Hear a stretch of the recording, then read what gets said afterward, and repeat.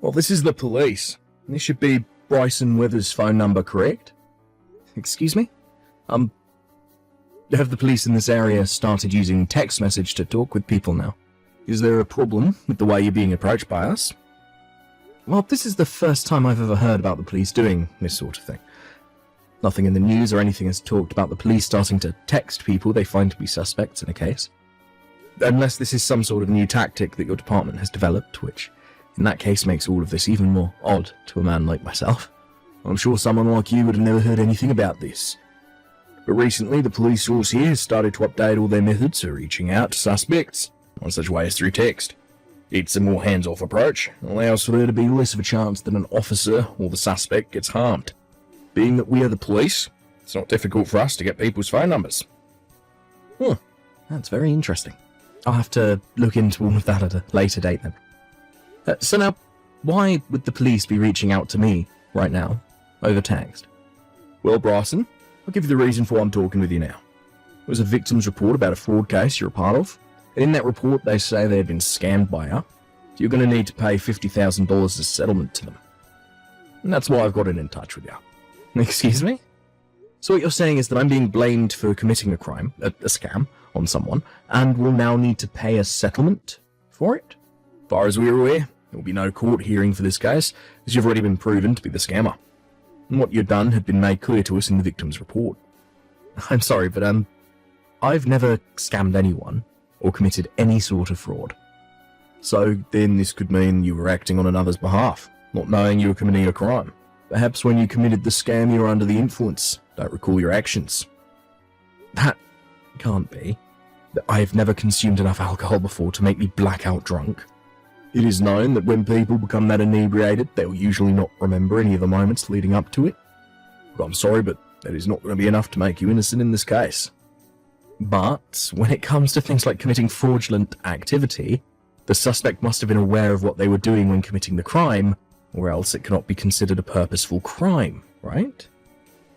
So what you're saying is the scam was an accident? Let me ask you something. There are many types of scams and frauds in this world.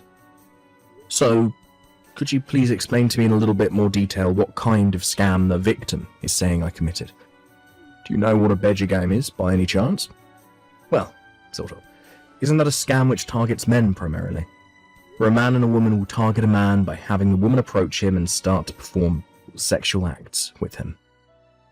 And just before things become too physical, the man will take a picture of the two or video and use that as blackmail while threatening the victim to pay up, or else he'll take legal action.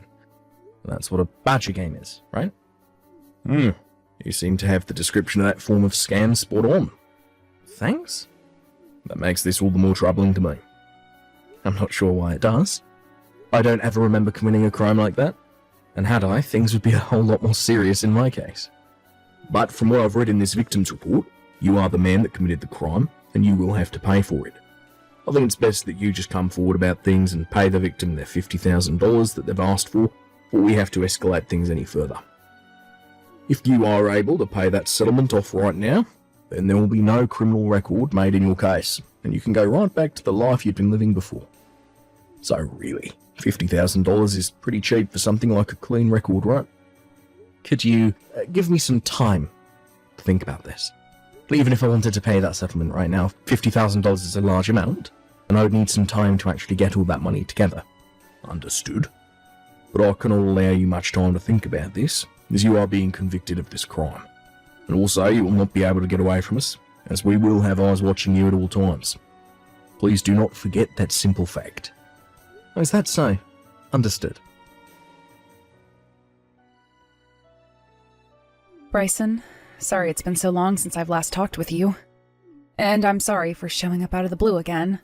But I have something very important to talk with you about. Are you able to chat for a few seconds? I have to make this quick anyway, so please allow me a little bit of your time. Long time no see, Chloe. What's happened to you? I know that this is going to be right out of left field for you, so I'm very sorry. What? What's going on right now? I was threatened by him. What? Threatened by who? Actually, this all started to happen because of what I did. I went and cheated, stabbing my husband in the back, and that's what led to this. What? I understand that what I did was very wrong, but I didn't know what to do about it, and I still don't know. And now I've gotten myself all caught up in something far worse than the problems I originally had, and it's scary for me, so much that I can't move. I need a professional like you to help me. Chloe, could you please calm down for me first? Please take 3 deep breaths for me, please. And let your heart slow down. Okay. I'm beginning to calm down a little. Are you able to speak to me more calmly now? I should be able to. I want to talk about everything so that I can feel a little bit better. Alright then. Now this could all be wrong on my part. But did you make me the target of some kind of scam? What? How do you know? Well, just a little bit ago I got some text from a man claiming he was part of the police. Already? No, I knew something was up with the whole situation, so I played it out like I was going to believe him, then ended the conversation for a bit. I'm sorry. I didn't think he would already be starting to cause you problems. So you knew this was going to happen? Yes. Actually, originally the real target was going to be my husband, your little brother. My little brother? He started to tell me about how crazy it was that someone like my husband could get money from the both of us just because we had an affair. But I just couldn't bear the thought of getting my husband caught up in a scam like that. And I knew that me cheating would be heard about by everyone eventually, so I went and changed my husband's contact info with yours in my phone and told him.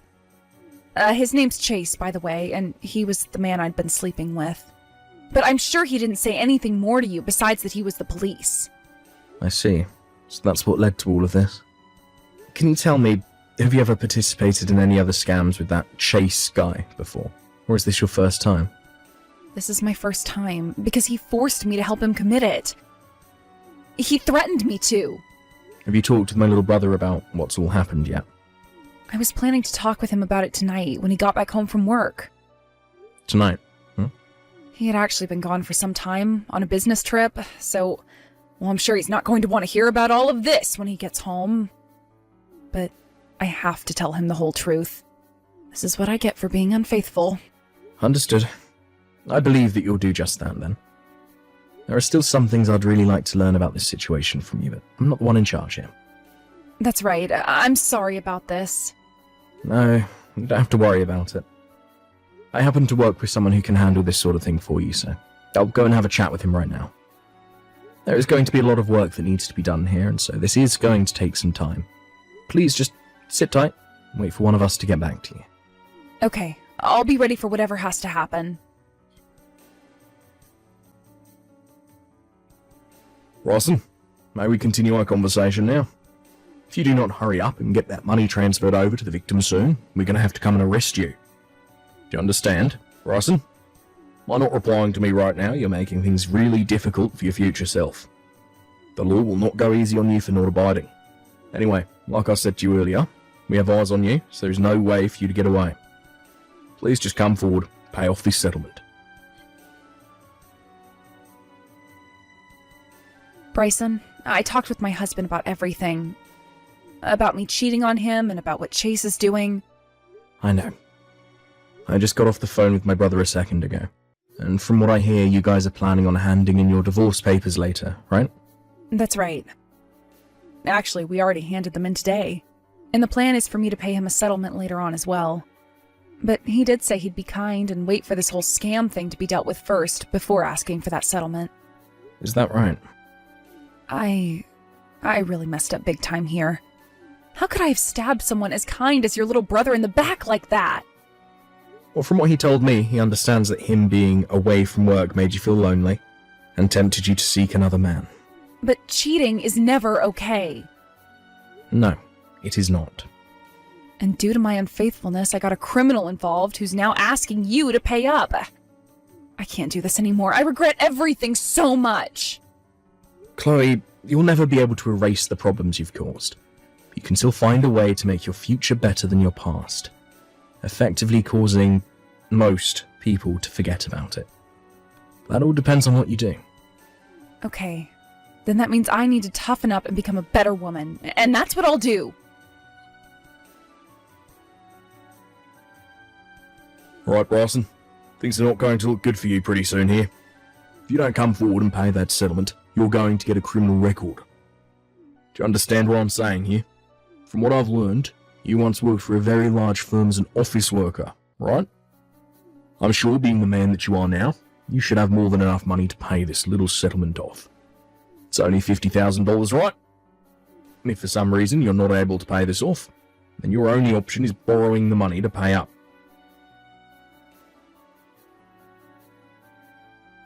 Bryson, we can no longer wait for you. If you do not have that money transferred over to us by the end of the day, we are going to have to come and arrest you. You will be given a criminal record. Do you understand? It's only $50,000, and yet you're willing to refrain from paying that and having your whole life ruined because of it. How about you say something to me? Hello, Mr. Police Officer. Oh, I'm sorry, I should have said Chase, right? So you're finally replying to me now, huh? Well, it was getting pretty dangerous right there, Bryson. Had I not told my men to stop their advance towards your place just then, you would have been raided, placed under arrest. You should be thankful for that. Now, I'm going to send you the bank account in which you can transfer that $50,000 into. Oh, Chase, before you do that... What do you want? Well, I'm just a bit concerned with how you've handled your scam here, because, well, from what I can tell, it's so flawed that you have to be an amateur. Huh? Well, I guess you've lasted quite a while now, trying to get that money from me, even though this has to be your first time ever trying to scam someone. Well, what are you talking about, Bryson? If you keep it up with that nonsense, I'm going to have you placed under arrest. Chase, I happen to be a detective for the state police. So do you really want to try that with me? What? A detective? Although I don't normally deal with things like fraud and scams, but I am still part of the state police. That means I have the jurisdiction to work with any department in this state. Hold on a second. You're a detective? Are you kidding me? I'm not kidding. Although you would never be able to tell because we're just texting one another. Wait. There's no way you're part of the police. You're Chloe's husband, right? You're supposed to be just an average office worker. Her husband is now. But before he married Chloe, he was working for the police as well. However, once he got married, he decided to settle down and went to work an office job. Wait, what? So you're not Chloe's husband? That's right. I'm not. What the hell is going on here now? Chloe didn't want her husband to be caught up in all this scam you have going on here, and so she gave you the number of a state police detective. My number. And hoped that I would be able to deal with you for her. As she told me soon after you had first contacted me about how she needed my help. She started talking to you? She made a very smart play in changing her husband's contact information with mine, making you think that I was her husband. That's why we're here now. Did you say? That bitch. I can't let her get away with this. How about you start getting a grip on the reality of your situation first, before you start to talk about her? What? I think it's time you started worrying about yourself now, Chase. What the hell? You've come this far with your scam, so I don't think you'll be able to get away from me that easily. What the hell will you be about to do to me? I made sure to tell my troopers to get after you before you caught on to your current situation. What? But hold on a sec. This is the end for you, Chase. Your new life of crime was very short-lived. God damn it!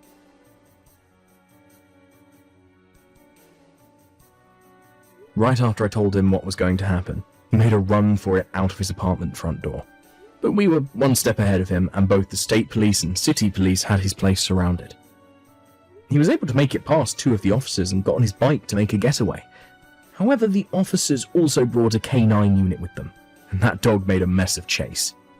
He tried to wrestle the dog off of him, but this only made the dog bite harder and deeper, which really got him screaming. But because he was still moving around and making it hard for the police officers to get to him, the K9 handler called his dog away, and they tasered Chase. And after the taser had been deployed, he was pretty much out of juice. But this didn't stop the dog from slipping loose and getting a few more bites in on him, completely ending Chase's reign of terror. After the dog was taken off of him and cuffs were placed on, he looked like a bloody mess and had to be taken to the hospital in order to have all the dog bites stitched up. There, he would spend a day getting all 319 stitches that he would need, and after the work was done, he was taken to the local police station. And after a very brief questioning and a quick trial at the courthouse, he was taken away by the police with plenty of charges. As of right now, though, Chase is locked away in a state penitentiary, where he will be serving 3 years. Oh, did I forget to say that it wasn't him trying to scam me that landed him there? Because the main reason was due to him pushing one of the officers over in his getaway, which was seen as assault on an officer. Had he not done that, he would have been a lot better off and might have even gotten off on parole instead. As for my little brother's ex-wife, Chloe, she was able to prove that she was forced to give my information away to Chase and therefore was not arrested for her actions. However, she still had to deal with the settlement to her ex-husband, and once she had paid that off, she returned back to her parents' house. Though she stopped by my office on her way home and thanked me for getting rid of Chase, and said that while she was with her parents, she had worked really hard on turning her behaviour around for good.